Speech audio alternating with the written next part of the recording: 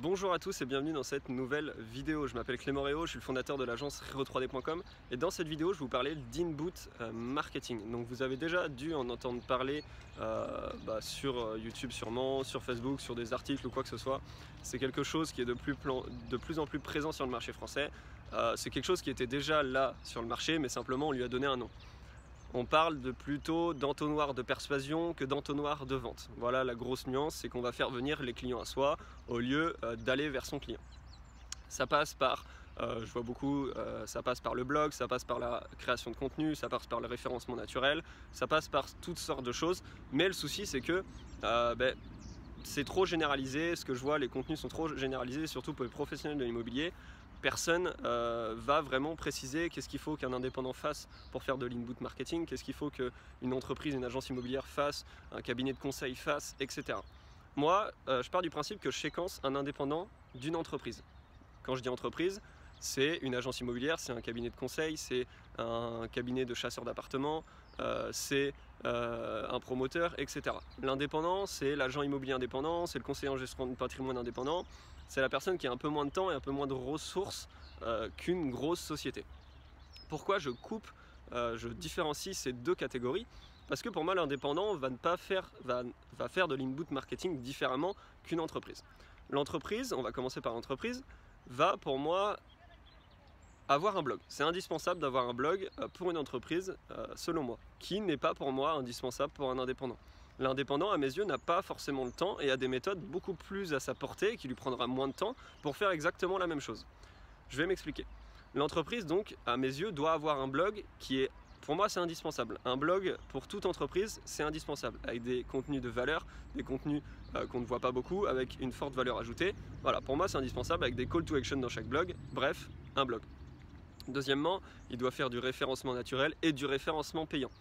Donc, avoir un site internet. Déjà, on est sur 4 éléments, on est sur le blog, on est sur le site internet, on est sur le référencement naturel, on est sur le référencement payant. Déjà, ces 4 choses doivent être indispensables à une entreprise. Rien que ça vont vous permettre de faire de l'inboot marketing si c'est fait intelligemment, bien entendu. Pour un indépendant, je pars du principe qu'il n'a pas le temps de rédiger, qu'il n'a pas le temps d'avoir un blog, malgré que le temps, si on le veut, on le prend, mais je pense qu'il y a des méthodes beaucoup plus simples pour faire la même chose qui sont vraiment adaptées à un indépendant. L'inboot marketing, c'est tout simplement de la création de contenu. On parle du blog parce que le blog, c'est quelque chose qui reste énormément longtemps sur Internet, c'est quelque chose qui est énormément référencé, si c'est bien fait, c'est quelque chose qui marche sur le long terme, à l'inverse d'un contenu, d'un post Facebook qui durera moins longtemps, d'un post Instagram, etc. Toute haute forme de création de contenu. C'est pour ça qu'on parle de blog énormément. On en revient au bas, c'est vraiment que la durée de vie d'un article est illimitée. Google le référence tant que ça tombe dans les recherches. C'est vraiment ça qu'il faut comprendre. Mais un agent indépendant peut faire autrement. Il peut tout simplement faire de la création de contenu vidéo. Ça en revient à faire de la création de contenu, mais c'est quelque chose qui sera plus accessible pour lui. Une vidéo est sûrement plus rapide à faire qu'un article à rédiger. Donc je pense que pour moi un indépendant ne doit pas se concentrer sur le blog mais plus sur la création de contenu vidéo. Il doit être présent sur les réseaux sociaux avec des vidéos. Par contre, si vous voulez vraiment concurrencer un blog, je pense, enfin j'en suis même sûr, qu'il faut créer une chaîne YouTube.